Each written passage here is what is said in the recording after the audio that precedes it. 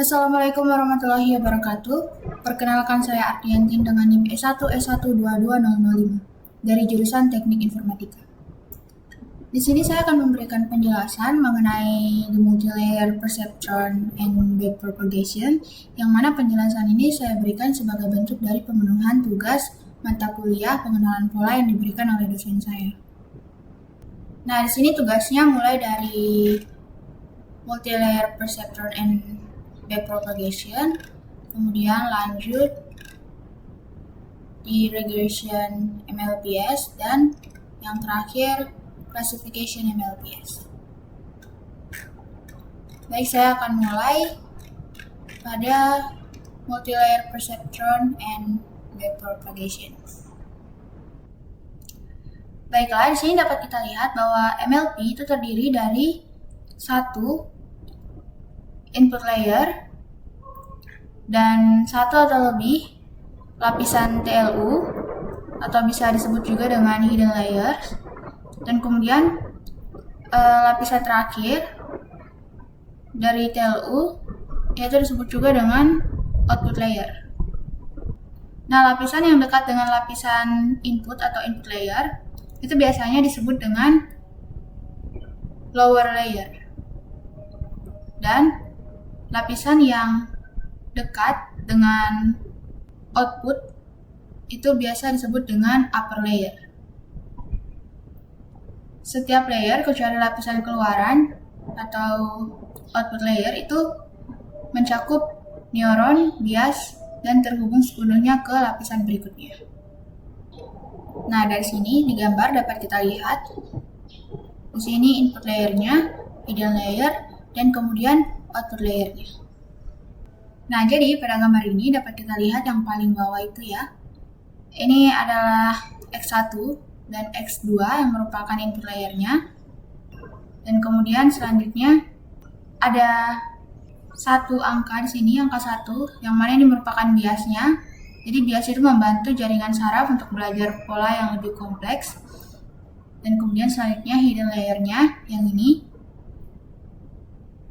Nah, setiap bulatan ini adalah neuron yang menerima input dari lapisan sebelumnya, dijumlahkan dan kemudian menerapkan fungsi aktivasi. Nah, dan yang terakhir itu output layer atau lapisan keluarannya, yang mana ini merupakan hasil akhir dari jaringannya. Dan kemudian ini ada garis-garis, yang mana ini merupakan koneksi antar neuron. Jadi garis-garis yang menghubungkan tiap neuron itu menunjukkan berat atau weight, bobot. Nah, bobot ini itu adalah angka yang akan dipelajari oleh jaringan selama proses pelatihannya atau proses trainingnya. Dan setiap garis ini itu mempunyai bobot yang berbeda. Nah, selanjutnya di sini dapat kita lihat ketika ANN itu berisi tumpukan hidden layer, angka itu disebut dengan Deep Neural Network atau DNN. Nah, bidang Deep Learning yang mempelajari DNN dan secara umum model yang berisi tumpukan komputasi yang dalam. Meski begitu, banyak yang membicarakan Deep Learning setiap kali melibatkan jaringan saraf. Nah, di sini dapat kita lihat terdapat backpropagation training algorithm, yang mana singkatnya itu adalah gradient descent, yang menggunakan teknik yang efisien untuk menghitung gradient secara otomatis hanya dalam dua lintasan melalui jaringan. Nah, algoritma backpropagation ini itu mampu menghitung gradient kesalahan jaringan berkenaan dengan setiap parameter modal tunggalnya.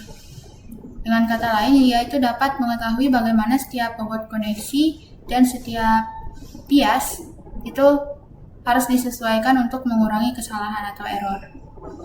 Nah, di sini dapat kita lihat perhitungan gradient secara otomatis itu disebut dengan automatic differentiation or autodiff, dan ada berbagai teknik autodiff dengan kelebihan dan kekurangan yang berbeda. Nah, teknik yang digunakan dengan backpropagation itu disebut dengan reverse mode autodiff. Ini cepat dan tepat. dan sangat cocok ketika fungsi yang dibeda-bedakan memiliki banyak variabel dan sedikit keluaran atau output. Nah, di sini untuk lebih lanjutnya mengenai algoritma ini, jadi yaitu menangani satu batch mini pada satu waktu. Nah, misalnya berisi 32 instance masing-masingnya dan melewati set pelatihan penuh beberapa kali. Dan setiap lintasan itu disebut dengan epoch. Setiap mini batch itu diteruskan ke lapisan input jaringan yang mengirimkan ke lapisan tersembunyi pertama atau hidden layer pertama. Algoritmanya kemudian menghitung output dari semua neuron di lapisan ini dan hasilnya itu diteruskan ke lapisan berikutnya. Outputnya dihitung dan diteruskan ke lapisan berikutnya. Dan seterusnya hingga didapatkan output dari lapisan terakhir atau output layer. Nah, ini merupakan forward pass. Ini persis seperti membuat prediksi, kecuali semua hasil antara dipertahankan karena dibutuhkan untuk backward pass. Nah, selanjutnya, algoritma itu mengukur kesalahan keluaran. Jadi mengukur output errornya dengan menggunakan fungsi yang membandingkan keluaran yang diinginkan dan keluaran aktual jaringan dan mengembalikan beberapa ukuran error. Kemudian, menghitung seberapa besar kontribusi setiap koneksi output terhadap errornya. Ini dilakukan secara analisis dengan menerapkan chain rule, mungkin aturan paling mendasar dalam kalkulus, yang membuat langkah ini tuh lebih cepat dan tepat. Nah, selanjutnya algoritma kemudian mengukur seberapa besar kontribusi kesalahan atau error ini berasal dari setiap koneksi lapisan di bawahnya. Sekali lagi menggunakan aturan rantai atau chain rule yang bekerja mundur, ini bekerja secara backward hingga algoritma mencapai input layernya. Nah, reverse pass ini itu secara efisien mengatur gradien kesalahan di semua bobot koneksi dalam jaringan dengan menyebarkan gradien kesalahan ke belakang melalui jaringan. Dan terakhir, algoritma itu melakukan langkah gradient descent untuk mengubah semua bobot koneksi dalam jaringan dengan menggunakan gradient error yang baru saja dihitung. Nah, di sini dapat kita lihat bahwa algoritma ini itu sangat penting sehingga perlu diringkas lagi. Untuk setiap contoh pelatihan algoritma backpropagation, pertama-tama itu membuat prediksi dan mengukur kesalahan dan kemudian menelusuri setiap lapisan secara terbalik untuk mengukur kontribusi kesalahan dari setiap koneksi. Dan akhirnya menyesuaikan bobot koneksi untuk mengurangi kesalahan atau mengurangi error. Nah, di sini dapat kita lihat bahwa penting untuk menginisialisasi semua bobot koneksi lapisan dari hidden secara acak atau secara random, atau pelatihannya akan gagal.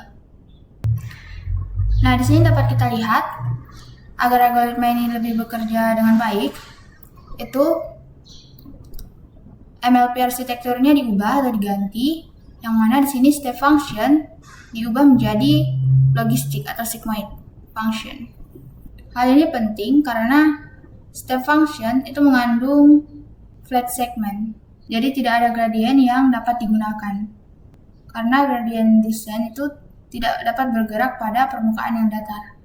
Sementara untuk fungsi logistik atau logistic function ini itu mempunyai turunan bukan nol yang terdefinisi dengan baik di mana-mana, yang memungkinkan untuk gradient descent itu membuat beberapa kemajuan dari setiap langkah. Jadi ada banyak fungsi aktivasi yang bekerja pada algoritma backpropagation, bukan hanya logistic function. Nah, dua yang populer itu ada the hyperbolic tangent function atau tangent, sama seperti fungsi logistik. Jadi fungsi aktivasi ini adalah S-shape, continue, dan dapat dibedakan. Tapi nilai keluarnya itu berkisar dari -1 hingga 1, bukan dari 0 hingga 1. Nah, rentang tersebut itu membuat keluaran setiap lapisan lebih atau kurang berpusat di sekitar 0 pada awal pelatihan, yang seringkali membantu mempercepat konvergensi. Nah, yang kedua itu ada rectified linear unit function atau ReLU. Jadi fungsi ReLU itu bersifat kontinu tapi tidak dapat dibedakan dari Z sama dengan 0. Jadi kemiringan berubah secara tiba-tiba yang dapat membuat gradient descent itu memantul. Dan turunannya adalah 0 untuk Z kurang dari 0. Namun dalam praktisnya, ia bekerja dengan sangat baik dan memiliki kelebihan dalam hal komputasi yang cepat, sehingga menjadi pilihan default. Nah, faktanya bahwa ReLU ini tidak memiliki nilai output maksimum, yang membantu mengurangi beberapa masalah selama gradient descent. Nah, fungsi aktivasi populer dan turunannya itu direpresentasikan pada gambar ini. Nah, jadi dapat kita lihat pada gambar yang kiri ini, activation function. Jadi, fungsi aktivasi digunakan untuk mengubah output dari sebuah neuron. Dan ini penting agar jaringan saraf bisa belajar pola yang kompleks. Nah, di sini ada 4 yang ditampilkan, yakni step function yang garis merah, dan kemudian sigmoid, dan juga tan dan ReLU. Nah, step function itu kalau input lebih dari 0 hasilnya 1, kalau input kurang dari atau sama dengan 0 hasilnya 0. Nah, cuman step function ini memiliki kelemahan, yaitu tidak bisa digunakan untuk pembelajaran karena tidak bisa dihitung turunannya atau dia discontinue. Kemudian selanjutnya ada di sigmoid, yang mana bentuknya ini seperti huruf S dan outputnya itu antara 0 dan 1. Nah, ini cocok untuk masalah klasifikasi seperti ya atau tidak. Dan ini juga memiliki kelemahan, kalau inputnya sangat besar atau kecil itu gradiennya atau turunannya jadi sangat kecil. Selanjutnya tan yang biru, ini mirip dengan sigmoid tapi outputnya itu antara -1 dan 1.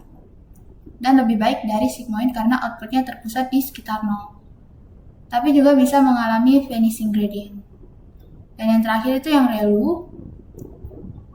Jadi kalau inputnya positif hasilnya sama dengan input, kalau negatif hasilnya itu 0. Yang mana ReLU ini juga cepat dan efisien, namun kelemahannya jika terlalu banyak nilai negatif bisa jadi dead neuron. Nah, selanjutnya ini gambar yang di kanan, yang mana ini derivatif.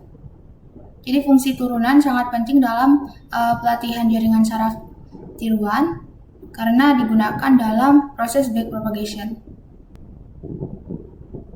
Nah, turunan sigmoid itu kecil di ujung pelatihan dan lambat.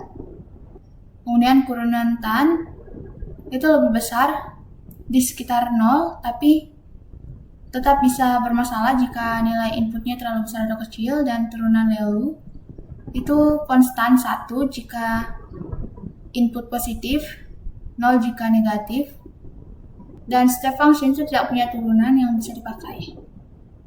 Nah, selanjutnya di sini ada regression MLPS. Jadi pertama, MLP itu dapat digunakan untuk tugas regresi. Jika ingin memprediksi suatu nilai, seperti misalnya harga rumah yang mengingat banyak fiturnya, maka kita dapat memerlukan satu neuron keluaran, yang mana keluarannya ini adalah nilai yang diprediksi. Untuk regresi multivariate atau multivariate regression, itu kita perlu satu neuron keluaran per dimensi keluarannya. Misalnya untuk menemukan titik tengah objek, dalam gambar, kita itu perlu memprediksi koordinat 2D-nya, jadi kita memerlukan 2 neuron keluaran. Nah, jika kita juga ingin menempatkan kotak pembatas di sekitar objek, maka kita memerlukan 2 angka lagi, lebar dan tinggi objeknya. Jadi kita akan memperoleh 4 neuron keluaran. Nah, secara umum, saat membangun MLP untuk regresi atau regression, itu kita tidak ingin menggunakan fungsi aktivasi apapun untuk neuron keluarannya. Sehingga neuron itu bebas mengeluarkan rentang nilai apapun. Jika kita ingin menjamin bahwa keluarannya akan selalu positif, maka kita dapat menggunakan fungsi aktivasi ReLU di lapisan keluarannya.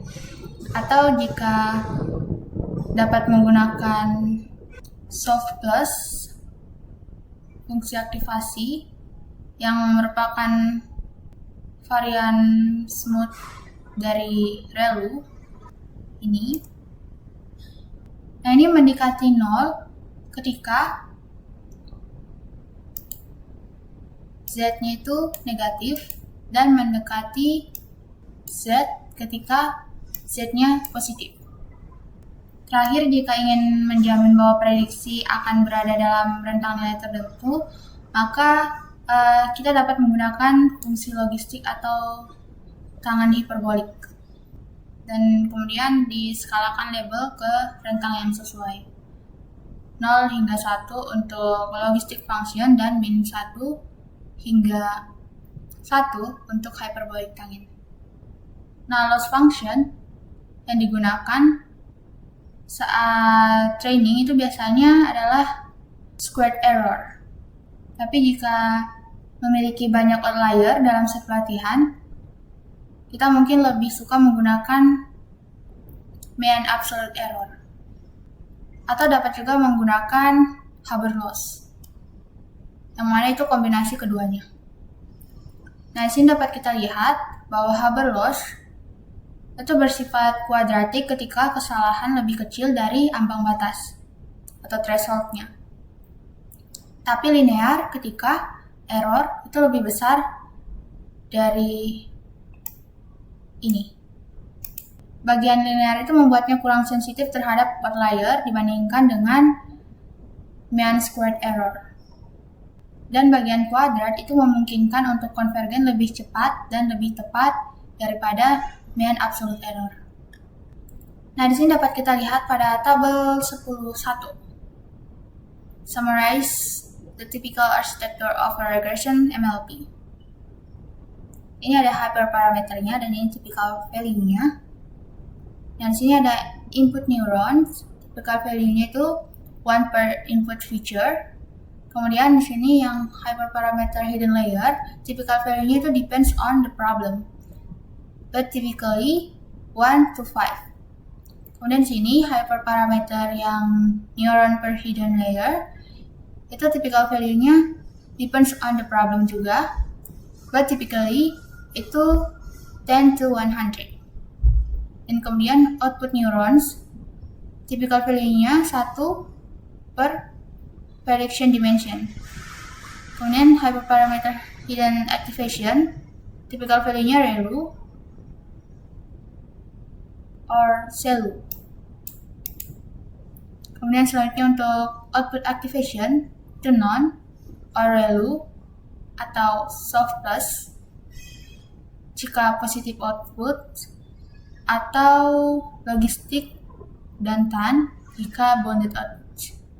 Dan selanjutnya yang loss function itu MSA or MIA atau Haber.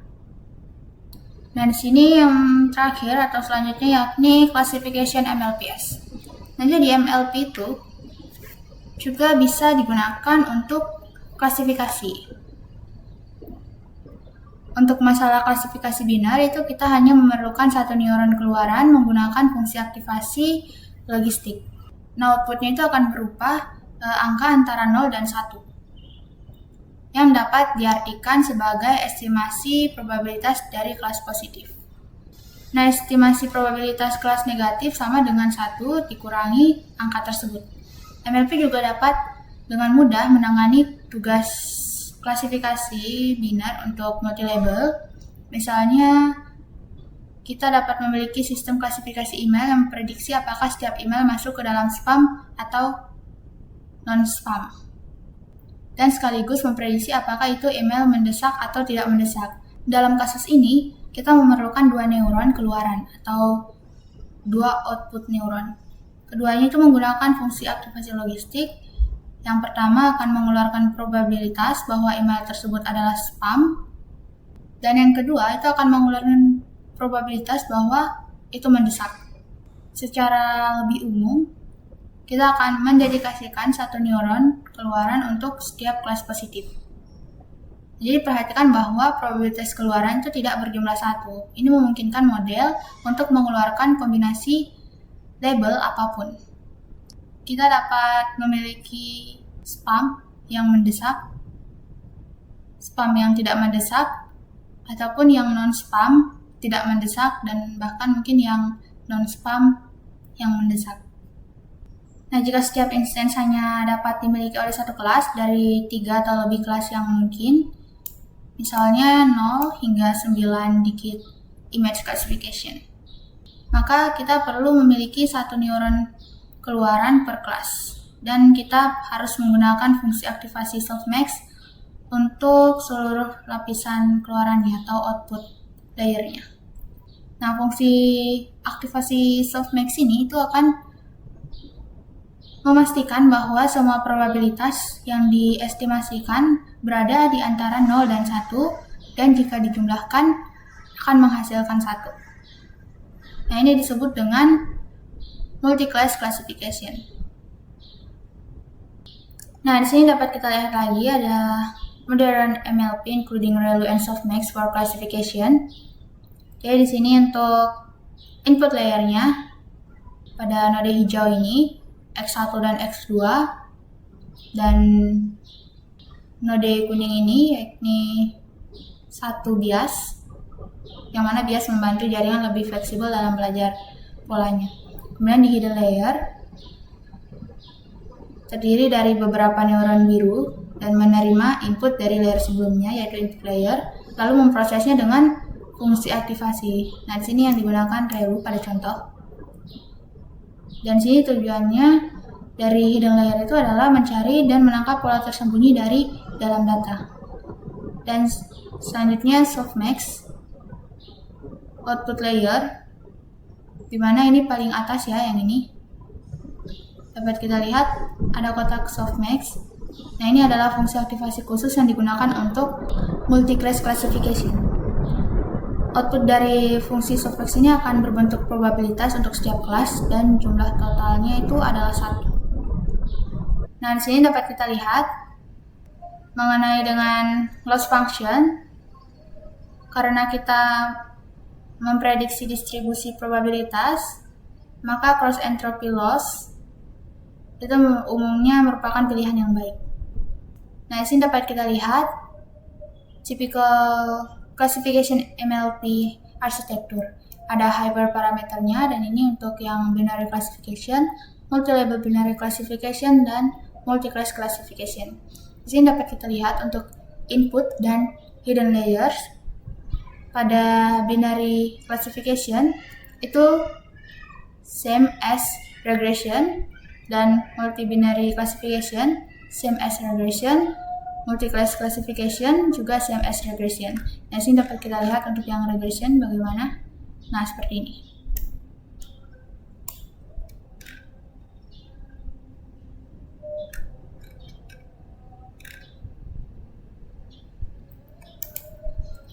Nah, selanjutnya yang output neuronsnya untuk binary classification itu 1, kemudian untuk multi-label binary classification itu 1 per label, dan untuk multi-class classification itu 1 per class. Dan selanjutnya untuk output layer activation-nya, untuk binary classification kita menggunakan logistik, multi-label binary classification juga logistik, sedangkan untuk multi-class classification itu softmax. Dan yang terakhir untuk loss function, kalau binary classification bisa digunakan cross entropy, kemudian multi-label binary classification juga dapat menggunakan cross entropy, dan multi-class classification juga cross entropy. Baik, sekian dari saya. Lebih dan kurangnya mohon dimaafkan. Wassalamualaikum warahmatullahi wabarakatuh.